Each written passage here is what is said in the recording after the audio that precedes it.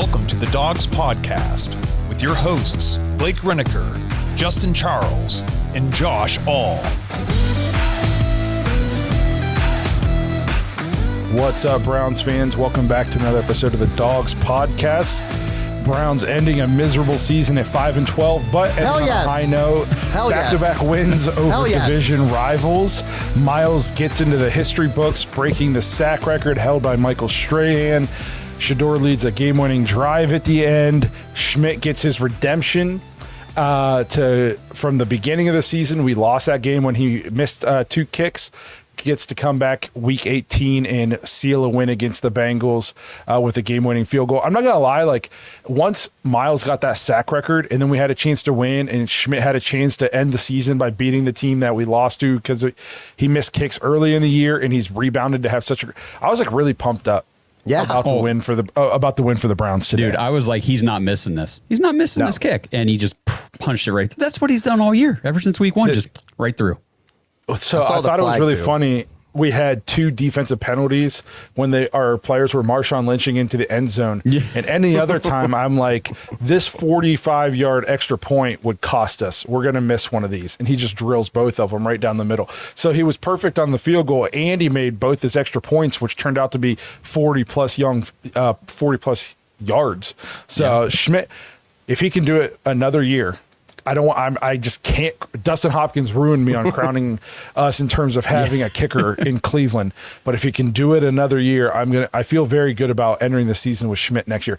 Please, Andrew Berry, don't hand this guy a blank check right now. Let's make him do it 2 years in a row. But it was great to see him get the bounce back today and go ahead and get the win against the team that we lost to earlier in the year when he missed a couple kicks.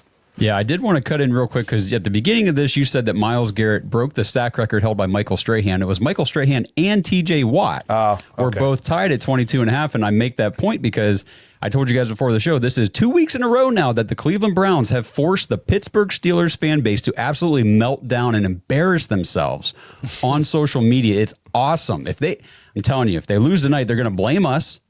You know, they cried all last week, and now this week is, this sack record doesn't count, which we'll get into the stats and numbers and stuff as to why it's even more impressive than what those other 2 did before him.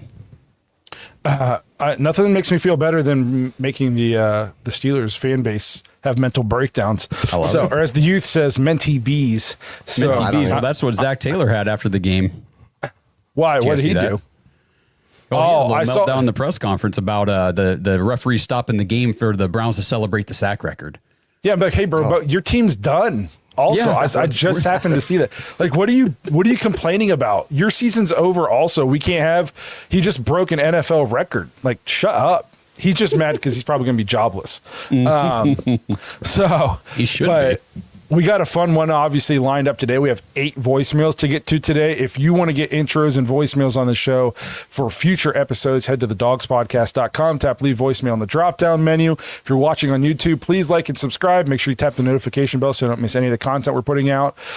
You don't want to miss any of the stuff. I feel like we're going to get into this, but we'll probably have some really exciting stuff to start talking about in 24 hours if it takes that long. So we'll probably be talking about a coaching search and all kinds of stuff. So make sure you guys have the notification bell tap. Make sure you guys subscribe so you don't miss any of that. You can listen to the show on Apple and Spotify, and you can find us on any of the social media platforms. Just search at the Dogs Podcast. Lastly, if you're looking for more Dogs content, you want to lose to me in fantasy football, head to jointhedogs.com, become an official Dog Pack member. Get to fight for second place in one of our fantasy leagues because I will be winning one of them. Back-to-back years, I've won a Dog Pack Discord league, so I'm talking a lot of crap here, so I can't wait.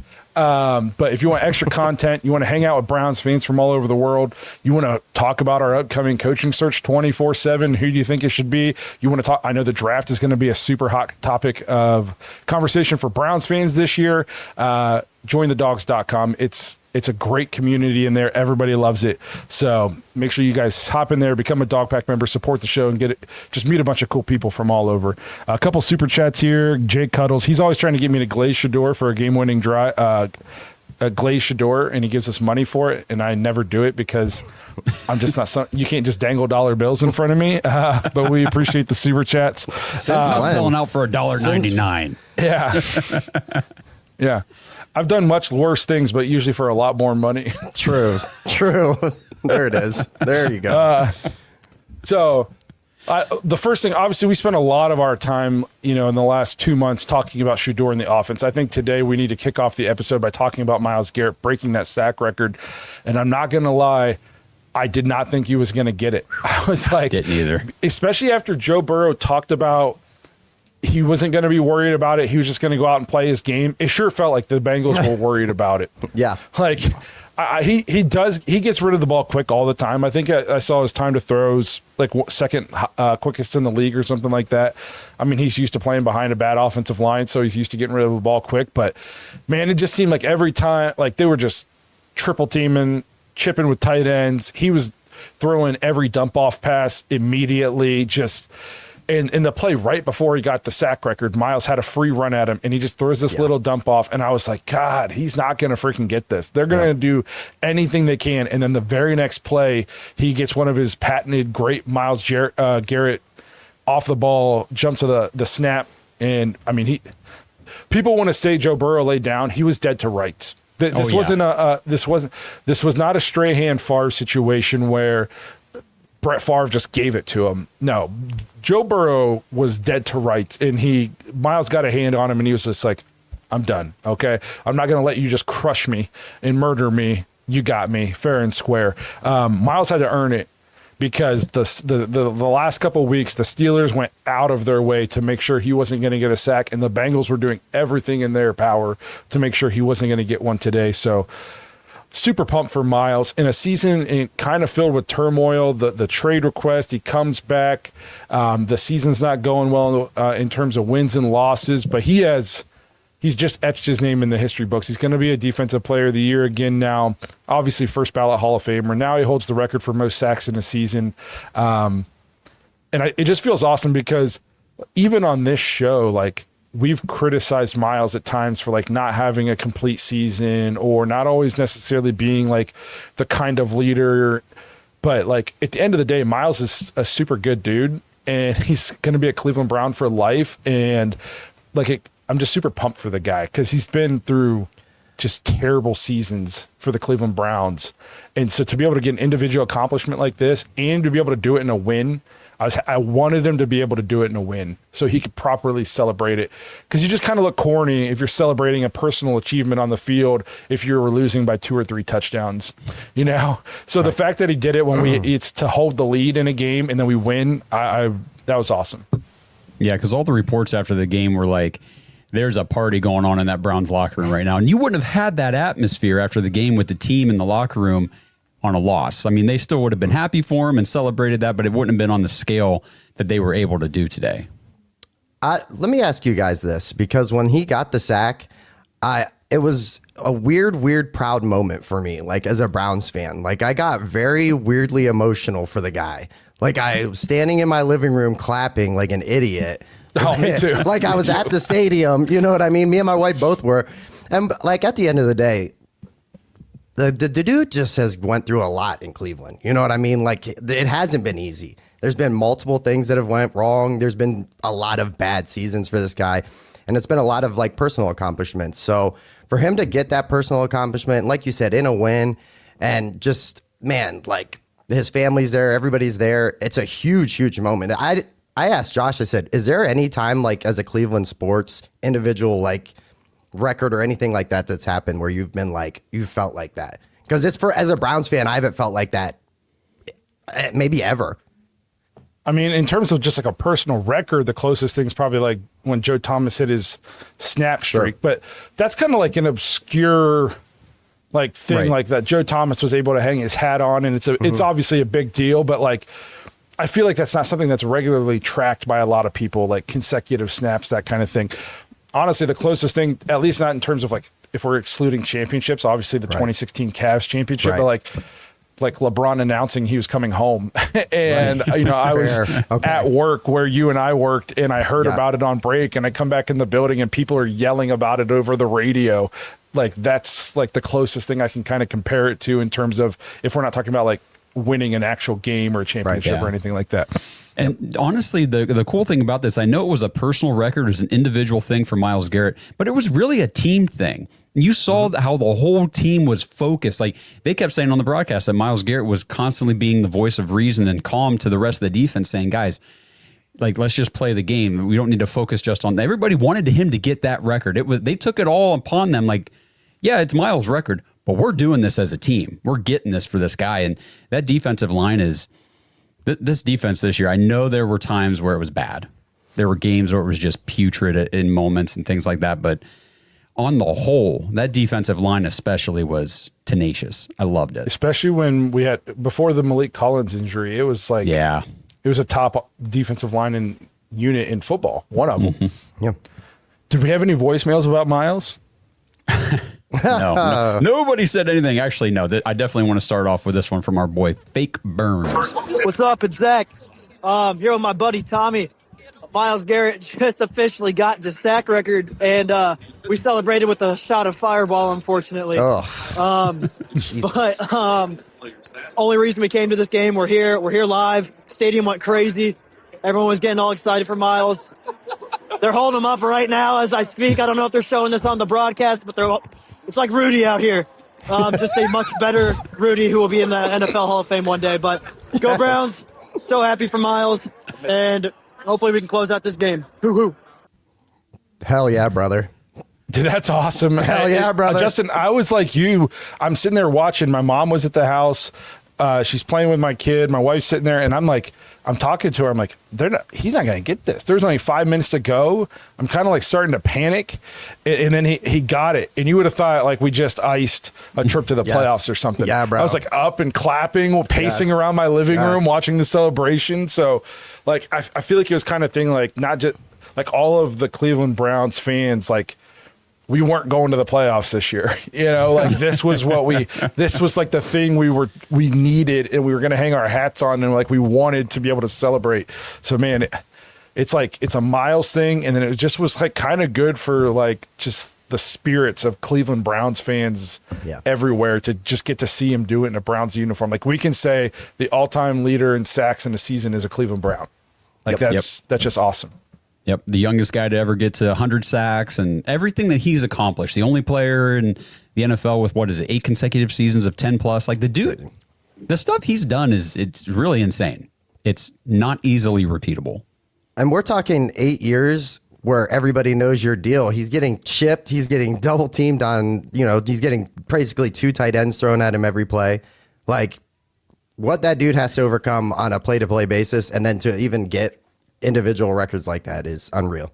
Dude, they were showing it on the broadcast where they were like circling. They got a tight end over here on the end, and then they've got another tight end and a running back, all like basically forming a wall on the left side of Joe Burrow, saying you can't come through here. Right. They're doing everything they could. It's crazy. It's and credit to the Browns because I mean like at one point Myles was at linebacker.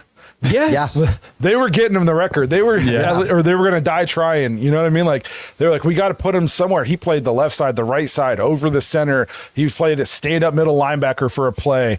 I think it was the play right before the sack. He was literally at middle linebacker and almost got home. And Joe dumped it off to the running back. So I mean, like, you could tell like it was what the defense was fighting for. And this is kind of tells you all you need to know about like Zach Taylor and the offense. The Bengals win this game if they just turn around and hand it to Chase Brown every play. I don't know if they've watched any Browns games the last month. We're selling out to get Myles a sack. Myles, there was zero effort on run plays. Like if he fired off the ball and diagnosed it was a run, play was over for Myles. And I don't care. He was playing for one reason today, and we were all here for that reason, the same reason. They could have turned around and handed it off to Chase Brown to run it at Myles Garrett every play. And the dude would have averaged 15 yards a carry today, probably. And they wouldn't have had a pick six, and they wouldn't have had the fumble on the other one. And we wouldn't have scored 14 points off of those 2 turnovers. And they would have won the game, and Myles wouldn't have got the sack record. Like, I just don't know what they were doing. It's fair. I have no idea what the game plan was for them. People talk about the Browns' game plan. What were you? You could have ran it every single time. And it's not like it was a third-string running back or a practice squad guy. It's Chase Brown, like an elite top 5, top 10 running back easy. Like, Yeah, 1,000 yards and 500 and yards 500, receiving. yeah, I'm pretty sure. 1,500 all purpose. And the other thing to mention too, there was a portion of this game where we didn't have Denzel Ward or Tyson Campbell. Both of our Yeah. starting cornerbacks were in the locker room. We got practice squad call-ups playing corner. I was super impressed with D'Angelo Ross. Super impressed with him stepping in and basically taking Denzel Ward's assignment as a practice squad guy. A guy I never heard of coming into this game. I was just like, I hadn't either.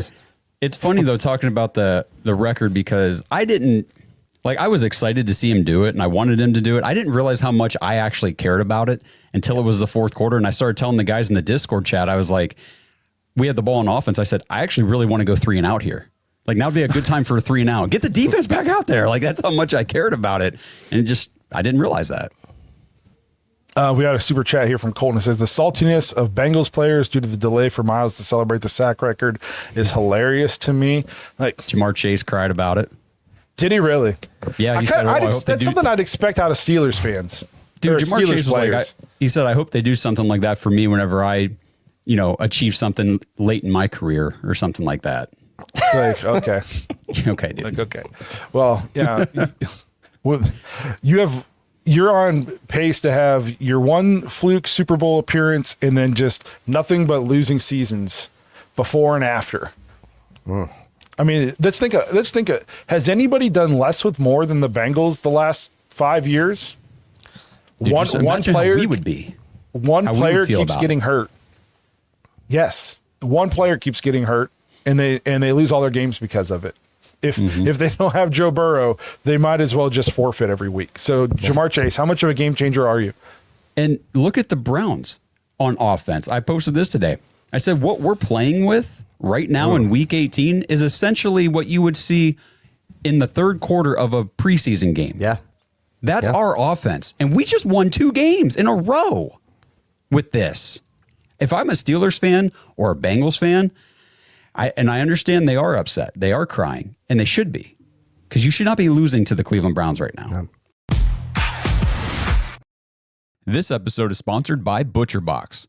Browns fans, I hope you didn't miss out on the Christmas promotion from ButcherBox, but if you did, I have great news. The promo is still running this week. Head to butcherbox.com right now, and new members will receive your choice between free New York strip, ribeye, or filet mignon in every single box for an entire year. Plus, you get an extra $20 off with promo code DAWGS, DAWGS, at checkout. Just head over to butcherbox.com, choose your box and your delivery frequency. With the custom classic box, you get exactly what you and your family love. Choose from over 80 products, including meat and seafood. Plus, you can manage your entire subscription online, and you can change your box type, your product selections, your frequency, or your delivery date at any time. Shipping is always free. Deliveries come straight to your door on your schedule, and you can cancel anytime. Every meal is easier when your freezer is stocked with high-quality meat and seafood from ButcherBox. That's butcherbox.com. Right now, get your choice between free New York strip, ribeye, or filet mignon in every box for an entire year, plus $20 off with promo code DAWGS, DAWGS, when you check out. I guess we were gonna talk about the offense first, but then that's kind of a good segue then to move into the coaching discussion, I think. What do you do now if you're the Browns? Because I know like a lot of people are 100% out. It seems on Kevin, some people want him to stay. I'm kind of like, if they fire him, I get it, but I'm not going to celebrate if they fire the guy. And you just played Buffalo as tough as anybody's played them 3 weeks ago. Okay, and then you beat the Steelers when they're playing for their playoff lives. They're playing to clinch the division. All they have to do is beat you, and they clinch the division. And you beat the Steelers, and then you come out this week. Myles gets the record, and you win again. You end the season on a 2-game win streak. Let's be honest. We're 5-12. 4 months ago at the start of the season, I don't know if anybody projected us to get to 5 wins. What was the Vegas over/under on the Browns this year? Probably like 3.5, 4, somewhere in there. So like it's one of those things where I can see both sides. I kind of said this in the Discord today where like if they fire him and they move on, I'll be excited to see the direction we go and the guy we hire and new blood and a new voice. But I'm also don't think it's a good thing that we have to fire the guy that gave us the most successful run that we've had. If you're 30 years old or 35 years old, you've never seen the Browns have a more successful stretch than you did in the years that Kevin Stefanski was here. Because there was no other stretch where we went to the playoffs twice and won a playoff game, and we are relevant in the division. The Steelers can't beat the Browns anymore at home. We own the Bengals, and we're 500 with the Ravens. Before Kevin Stefanski got here, we never won division games, ever. Yeah, that was the one thing that we wanted. Give us a win over Pittsburgh, and we're good. Yes, we never won games in the division. We were 0 for 6 or whatever every year in the division. It felt like 1-5. Your 2 games against Pittsburgh were losses. Your 2 games against the Ravens were losses, and maybe you would split with the Bengals. But so I'm not going to celebrate firing the guy that still has a team. This team could have given up 2 months ago. Fair, yeah. You know what I mean? Like they're still bought in. They're still listening to him. They still believe in the message he's sending them. They just like Josh just said, there's no way we should win today's game. They have Joe Burrow, Jamar Chase, T. Higgins. I forget how to pronounce their wide receiver 3's name. He's a solid Andre player. Szmyt, yeah. Yeah. Chase Brown is a 1,500-yard all-purpose back. Samaje Perine is a good receiving third down back, been in the league a while. And they're at home. We have no business beating them. No business. So it's just one of those things like, I don't know. I can see it going either way, but I just don't think that Kevin's the biggest problem. And I just don't think it. I can understand why they'd fire him because you haven't won enough games, but I can point to many different reasons outside of coaching why we lost a lot of games the last 2 years. I was talking to somebody in the chat here before the show started, and we were talking about Shador, but what I said about Shador applies strictly or also to Kevin. I said, did Shador play great today? No, absolutely not. Was it 100% his fault? No, absolutely not. Same thing with Kevin. Has Kevin coached this team to a lot of wins? No, he hasn't. Not over the last couple of years. Is it absolutely 100% his fault? No, it's not. He hasn't been given a lot to work with. It's just, I feel like I'm starting to get a little conflicted because of the way the season ended, and I was worried that was going to happen. But then you start to hear these players, like Shelby Harris came out after the game day and said, Kevin Stefanski's my favorite coach I've ever played for. And it's like, ooh, we didn't hear that kind of stuff about Freddie or Hugh, you know. Listen, we asked a former Browns player. We asked a former Browns player what the locker room was like on Kevin, and he straight up told us that everybody in the locker room loves him. Yeah. So like it's so much speculation. People say he's not a leader of men. I just don't. Just because he doesn't yell and holler on the sidelines doesn't make him not a leader of men. There's many different kinds of leaders. Did you hear what Shador said after the game about Kevin in the press conference? Because that's the one I like hearing the other guys talk about Kevin and everything. That's great, and I appreciate that. But when Shador said that, Kevin, he said he's tough. He's really tough. And I think he kind of meant like he's tough on me. He's tough on the guys. And we've heard this about other, Kevin even said in his conference the other day, David Njoku, he said, yeah, he didn't think I liked him when I first got here because I told him the truth and he didn't like that. But then they came to an understanding and you see how he's just grown. And that's basically what Shador said too. Like he said, we sat down and we talked about a lot of things and I feel like we've really grown to understand each other. I was like, ooh, that could have been seen. Because I am afraid that if we get rid of Kevin, that's going to really throw a wrench into anybody that's hoping Shador plays next year. No, it's completely fair, Josh. I would completely be, if you fired Kevin, which again, I'm not, if they fire Kevin, I'll be excited about which direction they're going to go and what kind of offense because even though I think Kevin is still a good coach, it doesn't mean I don't wish we spruced up or innovated the offense some. I've been on this podcast for 2 years saying that. But I just think some people only watch the Browns. And so they see Kevin make a bad in-game decision sometime and they think Kevin's the only one. Even the greats make bad decisions regularly. The average win percentage of head coaches in the NFL is like 500. Okay. So everybody just thinks every coach out there is just winning 80% of their games. This isn't college, pretty much everybody floats around 500. Right. There's a couple guys who have very high win percentages. But so I'm not going to be mad if they fire him. I'll be excited. But if you want to see Shedeur, you should want Kevin to come back, because if they go get a new coach, Shedeur will be in the discussion, but there's going to be like a competition between him, unfortunately, probably Deshaun. Yep. And I could see them adding, like, there'll be another person they add, another vet they add. And it'll be an open competition in terms, because the new coach is going to want his guy. Yep. And there's going to be zero allegiance to a 5th round draft pick, especially even though we've watched Shedeur and we're all fans of Shedeur on this show.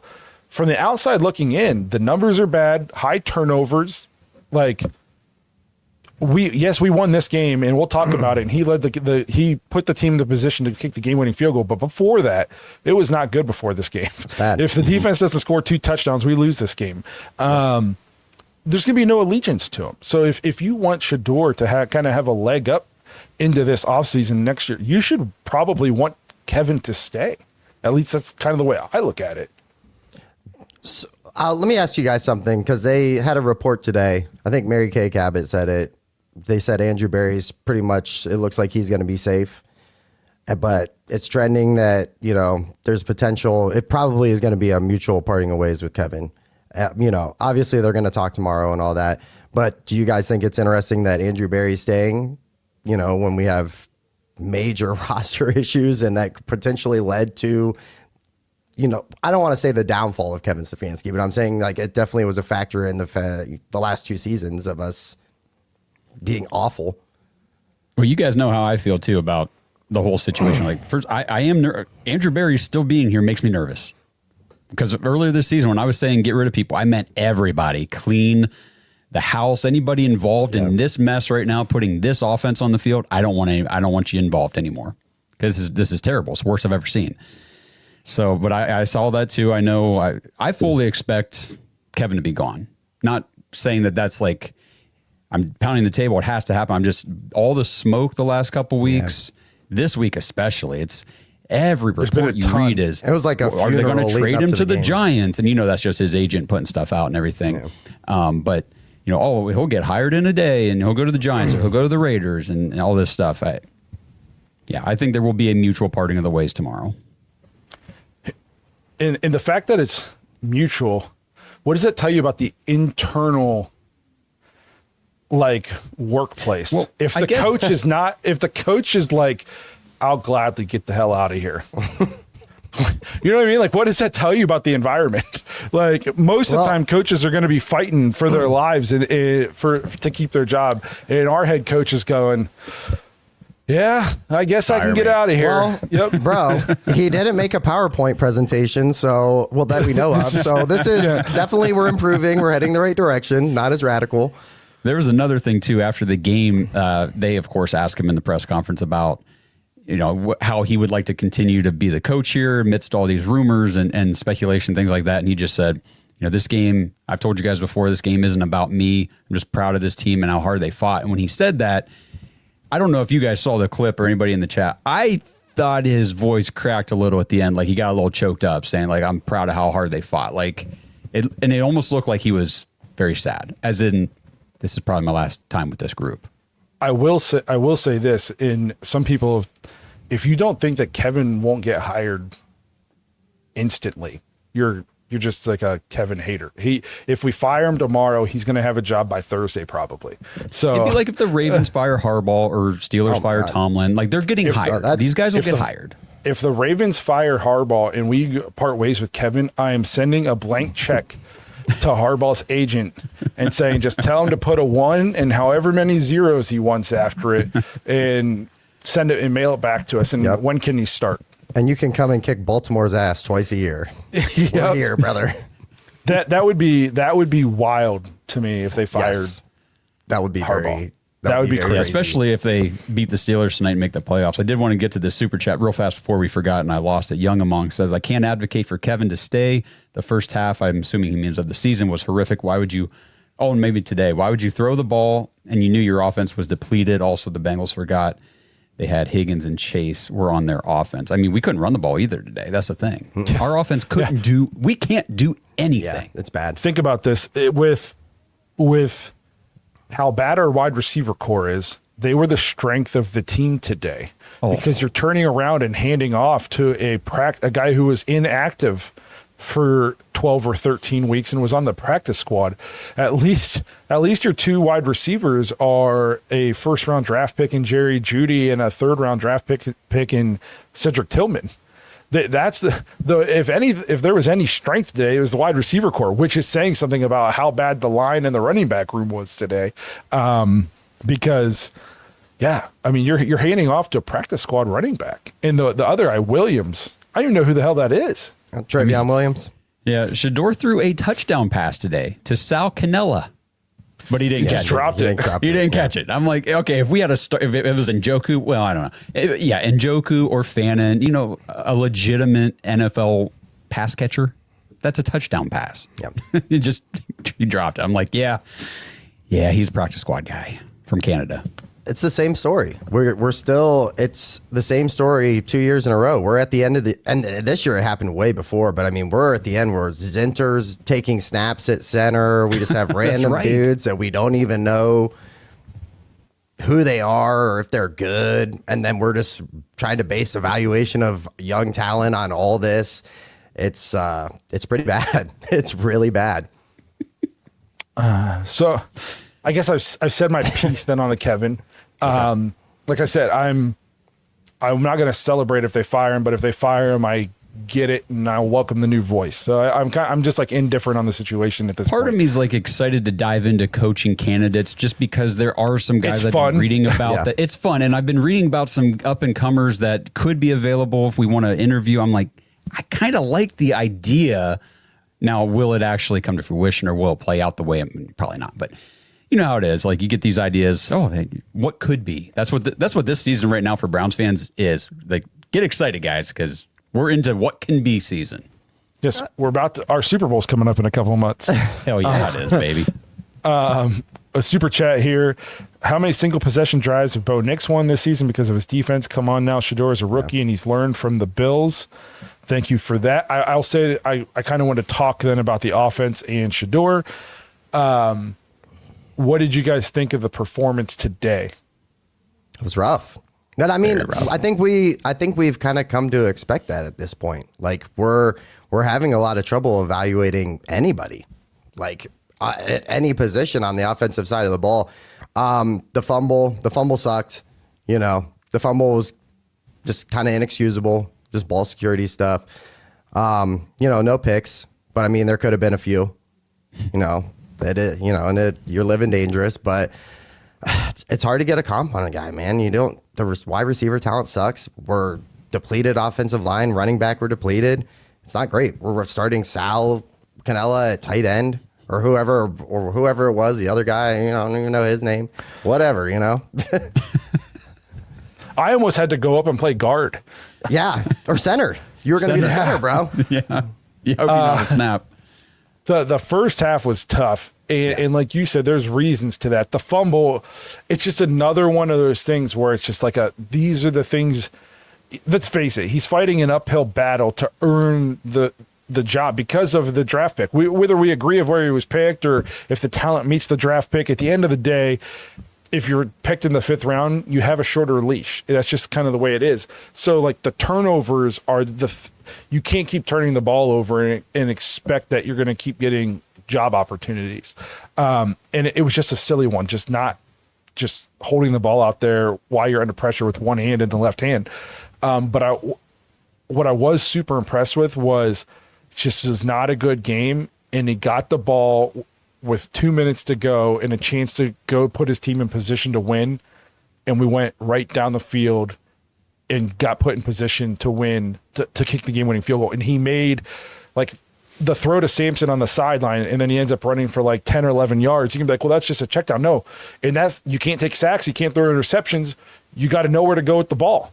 And he knew where his check down was, and he hit him, and he hit him in the chest, so he's able to make a run after the catch. He made another big throw on that drive. And I think that's like the sign of at least a good young quarterback that has potential is you can play not great for 3 quarters. He was much better in the second half than he was the first half in general. But you can play not great for 3 quarters, 3.5 quarters, and then it's money time, and you got to take your team. You have a chance to take the team down and get a chance to win the game, and he did that. And we won 2 games to end the season with him as the starting quarterback, and in my opinion, like, go get Carnell Tate, go get some offensive linemen, and you can't evaluate him any more than that. You can't look at his stats.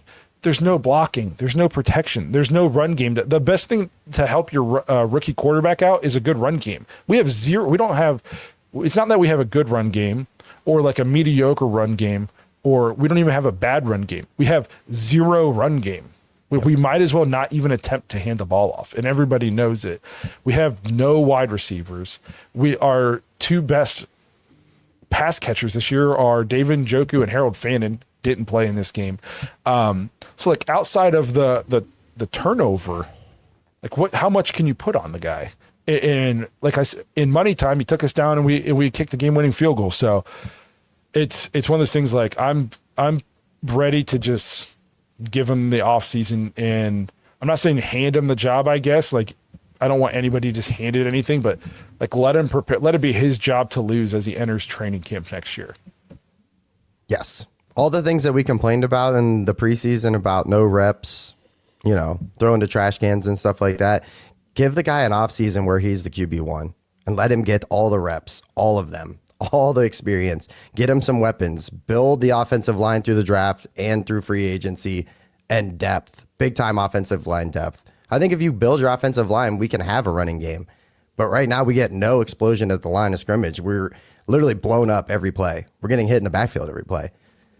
Get an offense, work on the offensive line and get some weapons on offense. I love Carnell Tate. I'd be great with that.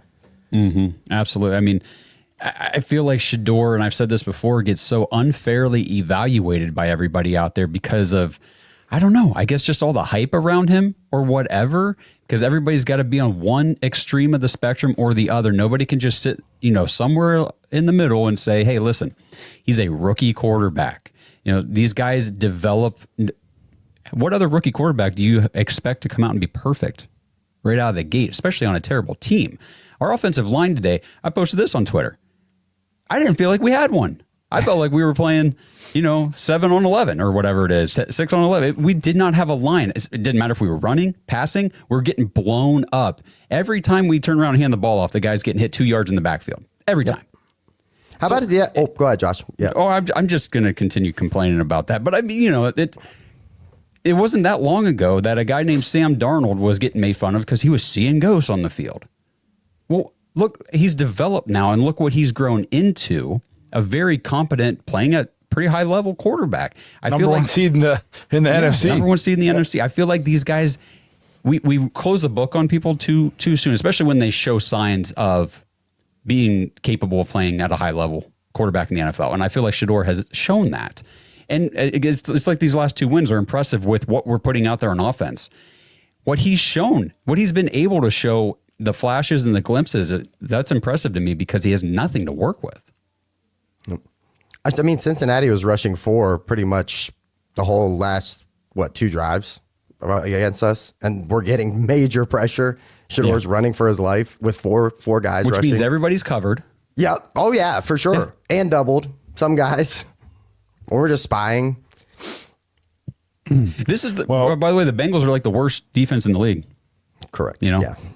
Yeah. And they for putting just that in there. demolished our offensive line today. So yeah.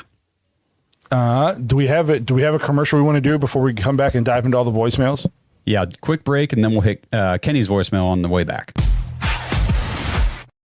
This episode is sponsored by Kalshi. Browns fans, are you ready to put your money where your predictions are? With Kalshi, America's #1 regulated prediction market, you can legally trade on events that actually matter to you. And the best part is you don't need to predict specific stat lines and compile a 7-leg parlay to win big. With Kalshi, the objective is either yes or no. Will Miami beat Ole Miss? Will Indiana take down Oregon? Which team will win the Super Bowl? And who will be the first pick in the NFL draft? You can put your money on these predictions and more with Kalshi. If you want to try it out, Kalshi is giving $20 to anyone who signs up at kalshi.com/dogs. That's KALSHI.com/dogs, DAWGS, and trade $100. Get away from those disadvantageous sports books and dive into real world outcomes with real-time odds and real payouts. Head over to kalshi.com/dogs or click the link in the description to get $20 when you trade $100 with Kalshi. That's Kalshi, because why shouldn't you get paid for being right? Since 1989, Mount Hope Fence has set the standard in outdoor living. From decks and railings to fences and patios, we've got you covered. Our lineup features top brands like TimberTech, AlumaGuard, Preferred Railing, and Unilock, along with our own premium Duralux vinyl products. For over 30 years, we've partnered with contractors ensuring reliable job site delivery. Discover quality and excellence in all things outdoors with Mount Hope Fence.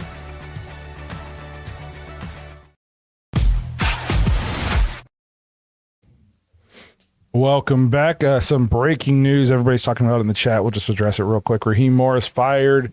It was at the first coach to go today.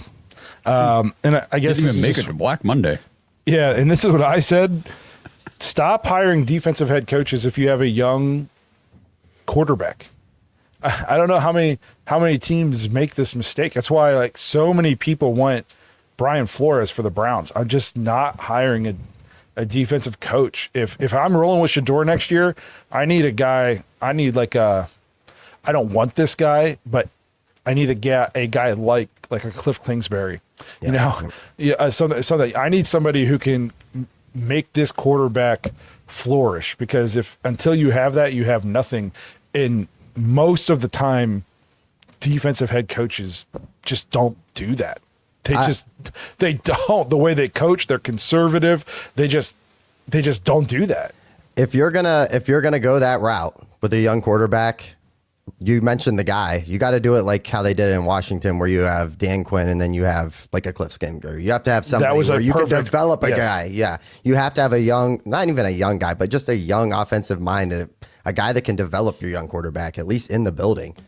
Yeah, like if I'm interviewing Brian Flores, my first question is, who's your offensive coordinator going to be? Absolutely. Yeah. Any defensive candidate. Absolutely. Who are you bringing in here to run the offense? Yep. Yes. And that is that's their almost nothing else matters. I'm asking them that first, because they could have this great call. They could do all this stuff. And if they don't get that right, it'll be doomed. But, well, let's see here. Let's see why Kingsbury, because it was breaking news. It was an example. It was an example. I came up with it off the cuff. Like, you we're doing it live. Like this guy. Yeah. Yes. All right, you want to do a voicemail here? Yeah. Yep. Let me get Kenny here. Yo, guys, it is Kenny Mack, and the season ends on a 2-game win streak, and we haven't done that since December 24th and December 28th of 2023, when we clinched the playoffs and we dropped, 36 and 37 on the Texans and the Jets, respectively. Man, this team, it clearly had the least amount of talent on the field today, with the just bringing it right down. But I'll tell you one thing, man, they fought. And I just can't believe the Bengals and the Steelers lost to like a second, third string preseason. I mean, I know our defense is good, but they got to be feeling awful. If I was a Steelers or Bengals fan right now, I'd be jumping off a cliff. But you know what? The guys play for Shador. The really played for him. And that's something good. And I like what he does with the ball. At defense, they obviously played for Myles. And man, 23, baby. 23. Congrats to Myles. Super awesome. And I know it was 17 games, but he did it in 180 less snaps. And the highlight for me, man, was Delvin. Grab my bush. on the way to the end zone. That was hilarious. As far as Stefanski's concerned, I think Brad may be disappointed. They did end on a 2-game win streak, but I don't know. We'll see. O-line, receivers, just a whole new offense, baby. Let's go. I like that Kenny brought up the amount of snaps. Yes. Another thing that I think is lost is how many games this year were the Browns getting blown out halfway through the third quarter? Teams weren't passing the ball. Okay, so that's exactly it. And I did post this. This is from, let's see, Scott, what's his name? WFNY Scott on Twitter said snaps required for each sack record. Michael Strahan had 22.5 sacks, did it on 567 snaps. TJ Watt, 22.5 sacks, did it on 616 snaps. Myles Garrett, 23 sacks, did it on 437. Yeah. So like Kenny said, way fewer than those other two. And not just the fewer pass snaps and getting blown out and teams are just running the ball at you. Also, really, outside of just like personal pride, nothing to play for. Your team is not winning any games. It says that the guy will go out there and he had the dominant stretch this year where it was 13 sacks in 3 weeks or something like that. Yeah. And we lost all of them, if I remember correctly. So to be going out there and just dominate the game and play at such a high level and not just being mailing it in when your team is losing all these games anyways, that says something about the guy too, that it doesn't matter what's going on around him. He comes out and performs at a high level and does his job week in and week out. So the extra game, there's context to everything. And are we putting asterisks on any other records that are broken with the extra game? And if they add an 18th game and somebody breaks Myles' record in 18 games, I won't sit here and bitch and moan about it. That's just, every league has added games, added stuff. It's just the way it is. It used to be like a 10-game season way back in the day. You think those guys are, come on. I mean, it's just the times change. But I do think it's funny. Another thing about Myles, and we already said it, I've never seen a team's game plan for one single defensive player the way they do Myles Garrett. They do it so much that the Pittsburgh Steelers sacrificed a playoff spot just a game plan for Myles Garrett. I've never seen that before. Who do you guys want to lose tonight more? Steelers. Oh, yeah, Steelers for sure. No I hate doubt. the Ravens, and I hate the Ravens. Roll them. Me too, I'm sick of those crybaby, whiny-ass Steeler fans, man. Jeez. The only if the Browns move on from Kevin, I want the Ravens to lose so that they fire Harbaugh. There's just no way. I know the chances of him coming to Cleveland because he'll have his pick of the litter. But, man. Yeah. Myles Garrett looks pretty good. We got a pretty good defense over here, so it's you'd get to go back and play against Baltimore twice a year. So, do you want to go to Atlanta? Come on now. Come to beautiful Cleveland. Yeah, you're going to be coaching in a state-of-the-art facility in a couple of years. Yep. You just got to get to it. You just got to get to that point. You got to survive until then. Get 2 years. Yeah, right. Yeah. If the next coach of the Cleveland Browns wants to coach in the Dome, he might not want to take this job. It's going to be the next coach. Yeah, take the one that's in 28. Yes, yeah, exactly. yes. That guy will get to coach in the Dome. You can tell we've been Browns fans for a long time. Yeah. Yes. Yeah. We got more voicemails to get to. Oh, absolutely. Here's Adam. Boys, it's Adam in El Paso. Game has just ended. I didn't want to jinx anything, so I'm calling after the game. Number one, Myles Garrett is now the all-time leader in sacks in a season. Number two, Andre Szmyt makes the kick that he misses at the beginning of the season against the same team to close out the season with a win. What a redemption story. And, as I called a couple of weeks ago, I get it, guys. We're 5-12, but, man, this just feels right. Kevin Stefanski fired up on the sideline with his team, showing passion, showing emotion. while every speculation is that this is his last game as the Cleveland Browns head coach, you know, I'm 38 years old, and realistically, since 1999, this is by far the best coach that the Cleveland Browns have had, barring like maybe Butch Davis, you know, with his playoff run in the 2002 season. But, you know, it's just one of those things, guys. To me, when it comes to continuity, when it comes to Shedeur Sanders, his development, letting Andrew Berry get another go at a draft and match the offensive side of the ball, the defensive side of the ball, I don't know, guys. I don't know your thoughts, but I just feel like I want to stick with it. So I'm hearing a lot of that mixed emotions. It was a done deal literally 2 weeks ago. And then all of a sudden you put back-to-back divisional wins up, and it makes it really, really tough, especially when the locker room is so bought in. And especially there's nobody out there that you know for a fact is better, and I'm not sitting here saying like you can't be afraid to make the choice. And some people will say you don't just stick with Kevin because then you're just settling for mediocrity. I feel like you would be saying that if we still had like prime Baker, or if we ever would have got prime Deshaun, you still had, you know, Nick Chubb, Jarvis, Odell, healthy David Njoku, a top 3 offensive line. If we were winning 5 games when we had that roster, yes, Kevin for sure has to go. He's not losing with that roster. He's losing with I guess my challenge to people would be based on last year's roster and this year's roster. I challenge you to tell me the coach in this league or in the universe that would have won more games. Who was the coach that would have won more games the last 2 years with the exact same roster we had? Just look at the quarterbacks. Look at the quarterbacks he had the last 2 years. I mean, you think about it. We go to the playoffs with 5 different starting quarterbacks. He wins Coach of the Year. We get Deshaun healthy in the offseason. He comes back the very next year, and you're thinking, okay, you've got Amari Cooper. You've got a healthy Deshaun Watson. Your line is still good. Here you go. You immediately, Nick Chubb is gone. Deshaun Watson can't remember how to play football and then gets hurt again anyways. Amari Cooper is just totally checked out, gone. He's irrelevant. I mean, literally, never went anywhere. It's not like he was in Kevin's offense and he was just being held back by Kevin's high school offense and he was so terrible. And then he went to the Bills and just started lighting it up. He left Cleveland and just disappeared. Retired. Rode off into retirement.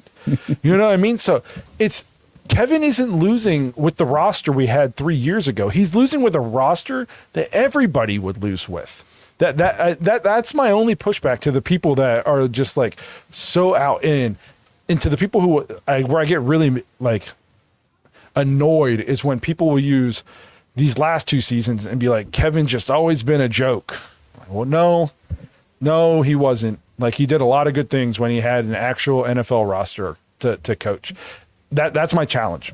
If you think the coaching was the reason we were so bad the last 2 years, go tell me the coach that would have won a lot of games the last 2 years with the Browns roster. I don't think there is one.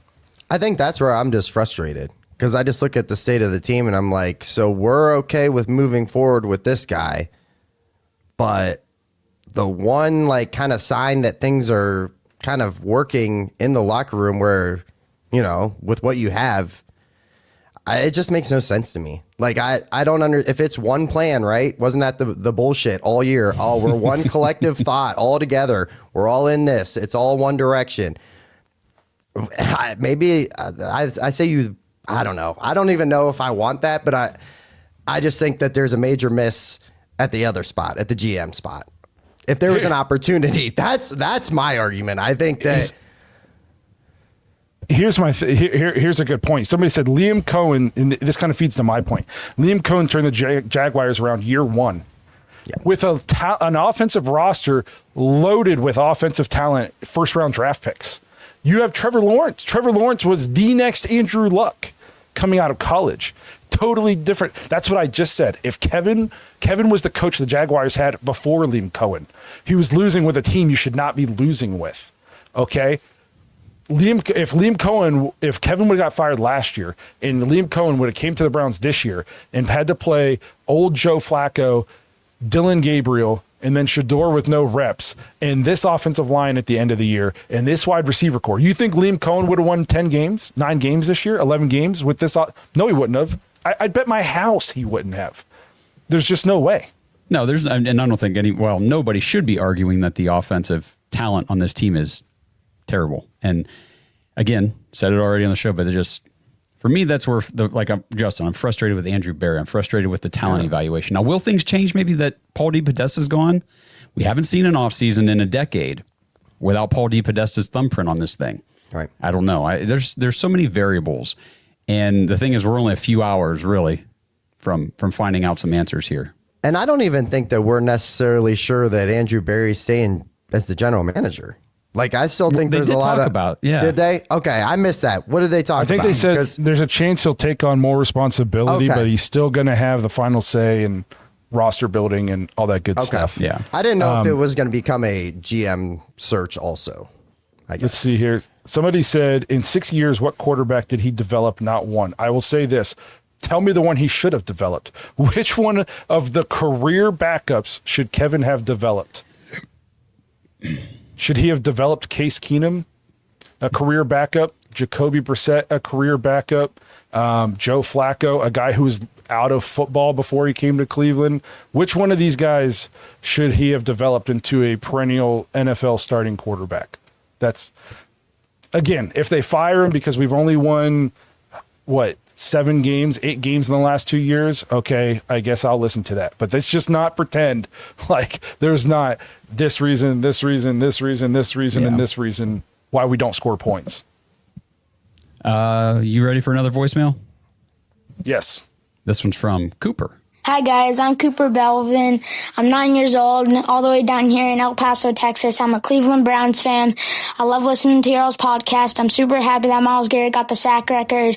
I'm super happy we won the game. Such a great way to end off the season. I hope I hear this on y'all's next episode. Go Browns. Yo, that is awesome. That is it. Put that in the Hall of Fame of voicemails we've ever gotten. I will. Almost got teary-eyed a little bit. 9 years old. I want you to call back for our next episode and tell us how you're a Browns fan from all the way down in Texas. I think it's his dad, possibly in El Paso. We had a double El Paso there. So either El Paso is just if it was major centrifuge of Browns fans, or we got a family down there representing the Dogs. Adam, Cooper, are you guys related, or is this just a coincidence? We got 2 El Paso fans down there. I've been to El Paso. It's hot, very hot. I'm getting a lot of he should have developed Shador. He's literally in the process of doing trying so. Yeah. He's like, maybe why we're seeing Shador get better is because he has good coaching. It's I don't know. It's just crazy. All right, we can keep going. Yep. This one's from Justin. What's up, Dog Podcast? It's your friendly neighborhood Browns fan here in Jersey. Wow. I didn't think he was going to get it. He got it at the end there. Oh, just legendary. It's so great. I think, we got some positives going into next year. We got our quarterback. We got Myles Garrett coming back. We got a great defense. We got Harold Fannin to throw to. But we need to go all in whatever think we need to do next year in this draft to win a Super Bowl, because that's going to make everything Myles Garrett did this year even more legendary.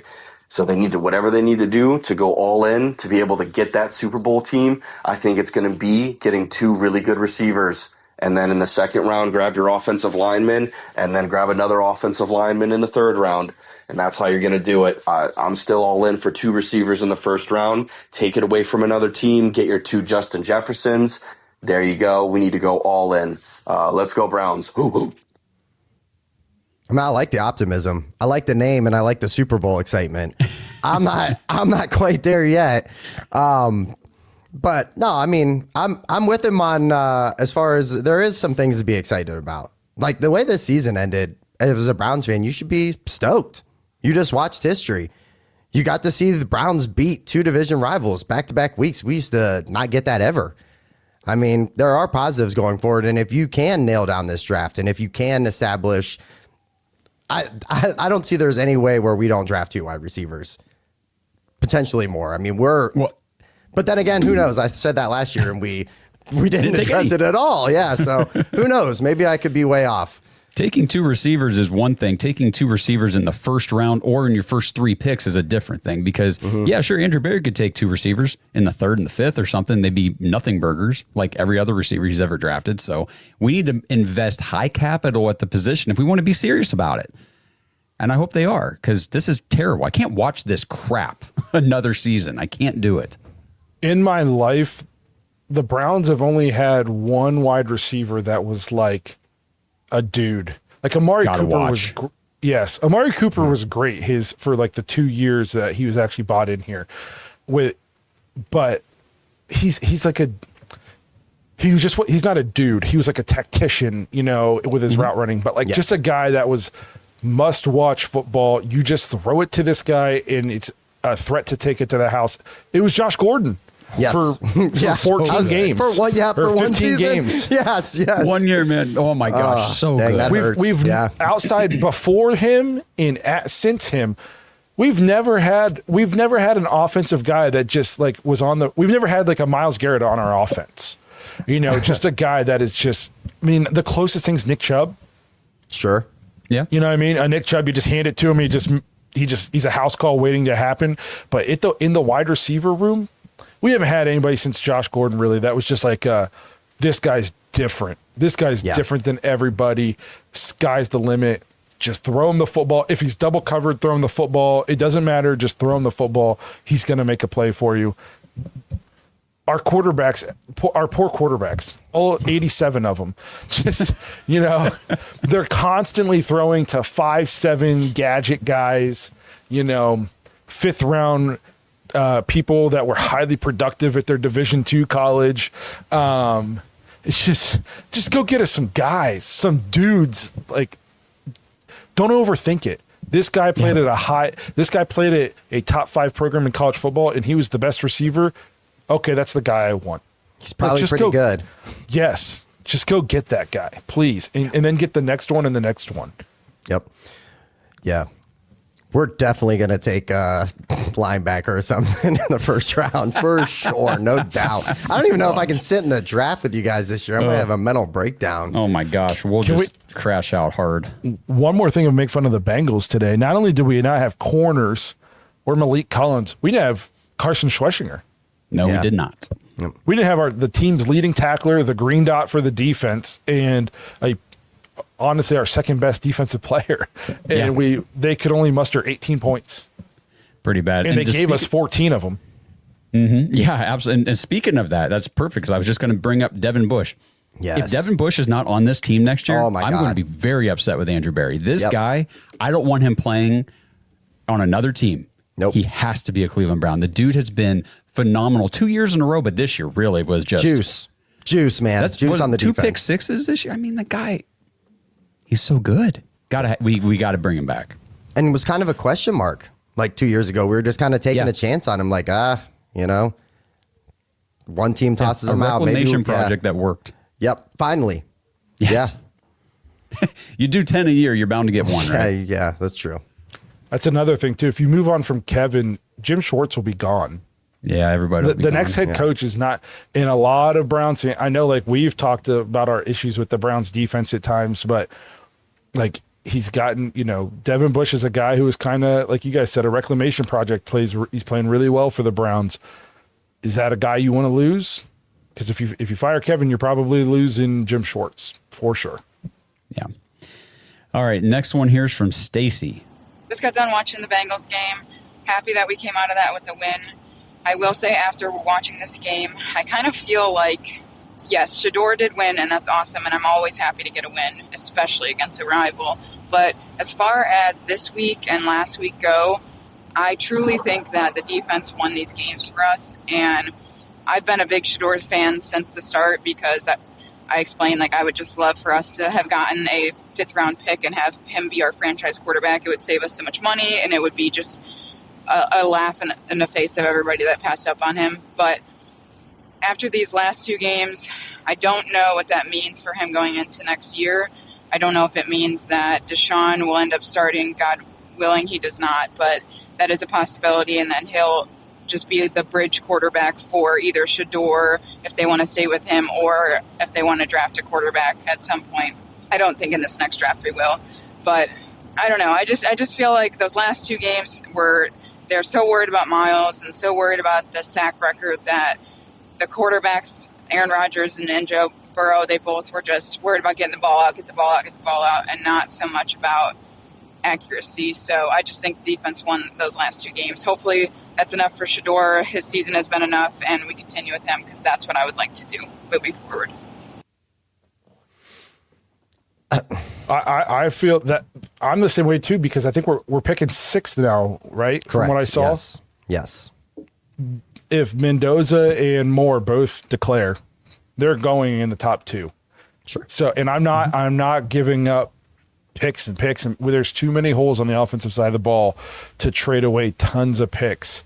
And if we want to be competitive and good next year, we have to hit on these draft picks, because free agency will once again most likely be limited, because this is the last year Deshaun's on the books, right? Unless they restructure. There's still going to be dead money, I think, for years and years to come. But it's the last year that like the bulk of prohibitive. Yes. So you got to hit on your offensive draft if you want to be good next year, or at least like much better, competitive, competing for a playoff spot. This draft's extremely important, because you're not going to have tons of money to throw around in free agency again. So I'm not packaging a ton of picks to move up to 1 or 2 but then what? And then you put Mendoza or Moore behind this offensive line, and you have him throw into Jamari Thrash, because we'd probably have to bring him back. You know what I mean? Like, who's he going to throw to? Who's going to block for him? That kind of thing. So I'm in the camp, like, let's get a proper evaluation on the guy.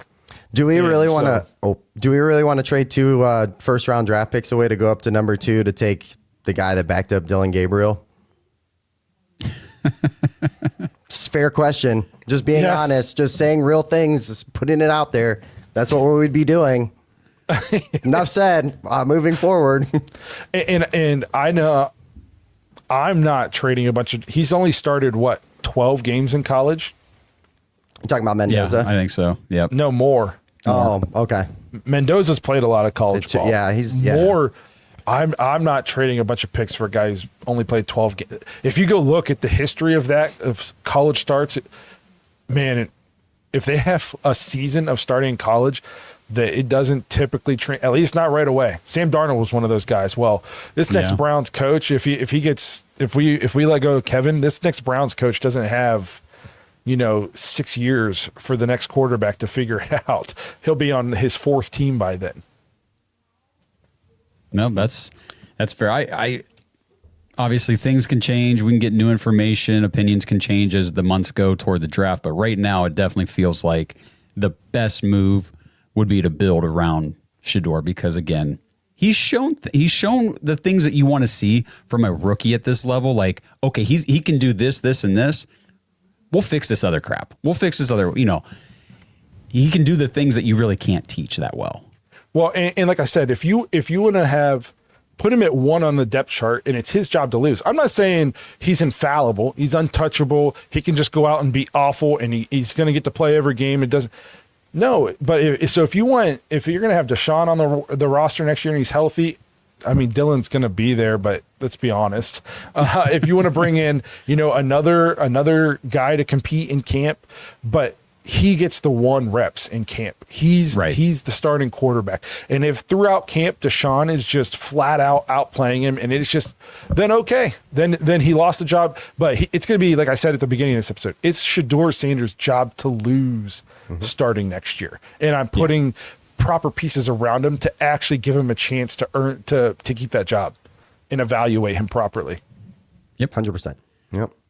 All right, we got from. Oh, go ahead. I was just going to say there's a comment in here that said he's actually concerned for Shador. Bringing a new coach could go poorly. Flores is full stop no. He isn't personable. We saw how he actively tried to destroy Tua. I've said that a bunch of times. I mean, he was just not a good person to Tua. And I'm not sitting – Tua's probably not going to be on the Dolphins anymore, and he got benched. But, man, that was your franchise – that was the quarterback your franchise picked. and you destroyed him. You gave him almost no chance to be successful. And Mike McDaniels came in and completely like changed the way he coached him and approached him. And until he started getting a concussion every other day, he was playing at a decently high level. Now, obviously, he had a ton of weapons, but Brian Flores, man, I just think that's a risky business if you want Shedeur Sanders to be your starting quarterback next year. Oh, yeah. I definitely think so. So this one here is from Jacob. Hey, what's going on, Dogs Podcast? This is Jacob, and it's such a great day to be a Browns fan. Myles Garrett breaks the sack record. Andre Szmyt gets his revenge.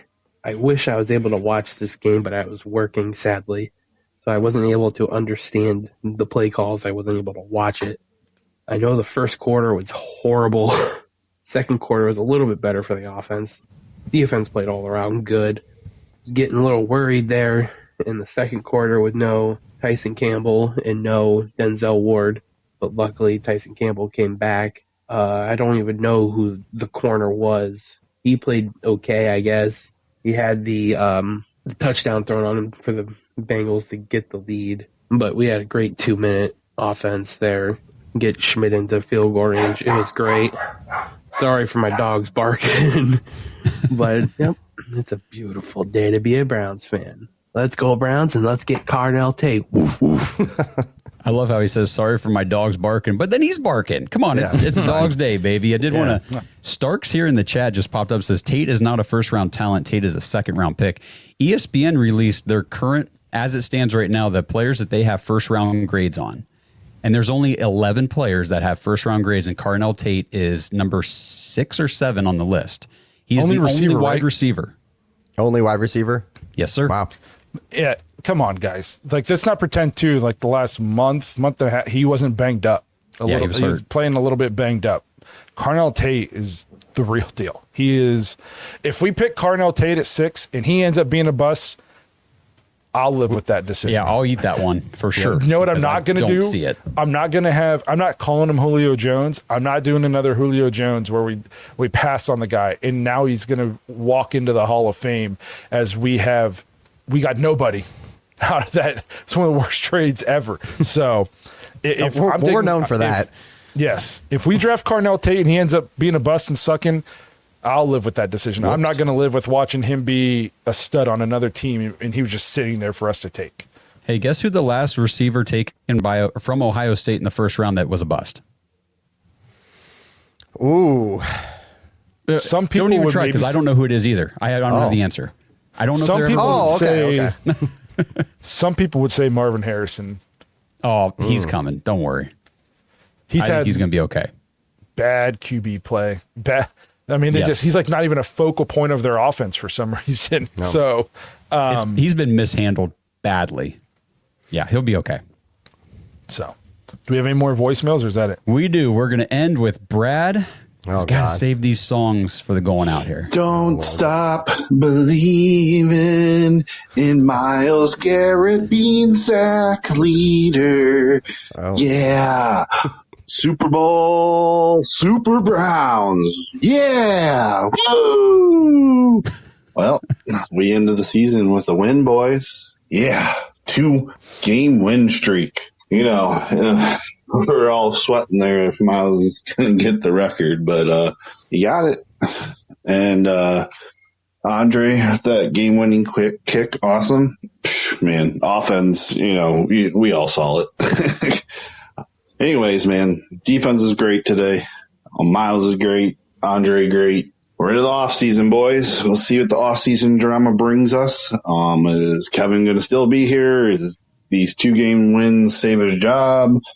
Who knows? Stay tuned because there's always next year. Let's go Browns. Jeez. He's gotten so much negative week by week. It's unreal. It sucks I got to wait an entire offseason now to hear more Brad songs. Oh, you don't. Oh, I'm sure he'll put some out there for don't worry. We'll be all right. Draft season. Oh, yeah.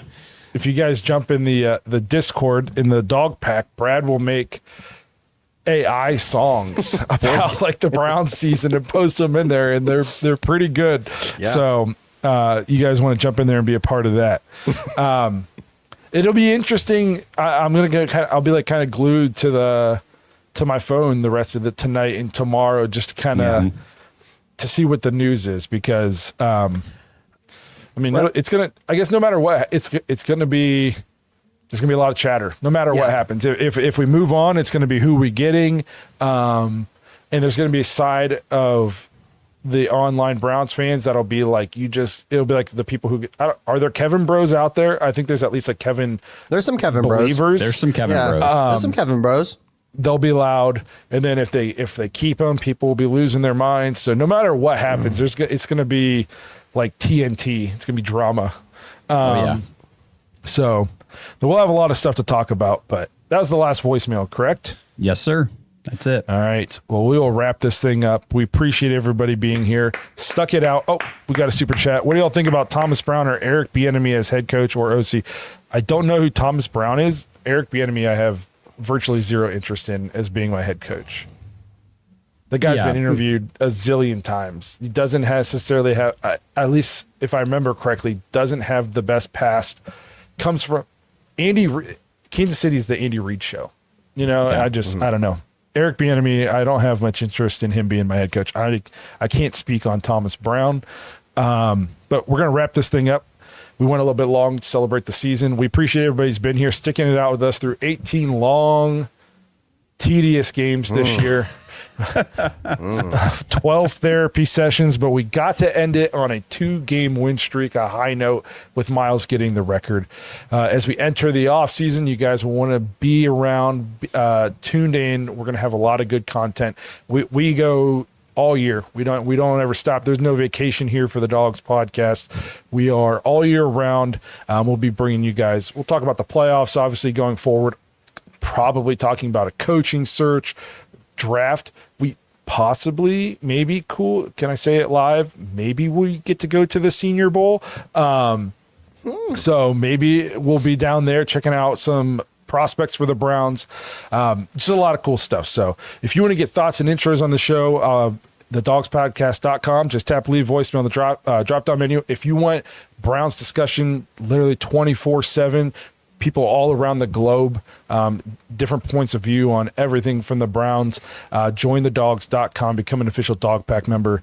And then you get in now, you're in there, you meet everybody, and then fantasy football season rolls around next year and you get to jump in and be a part of that. So again, we appreciate everybody who's been here, hung out with us all season. The show has grown a ton this year. We couldn't have done it without all you guys watching, listening, and supporting. So we greatly appreciate that. And we'll see you guys sometime later next week. Thanks for listening to another episode of the Dogs Podcast. Make sure you subscribe on YouTube and follow us on Twitter at the Dogs Podcast. Get your thoughts on the show at thedogspodcast.com.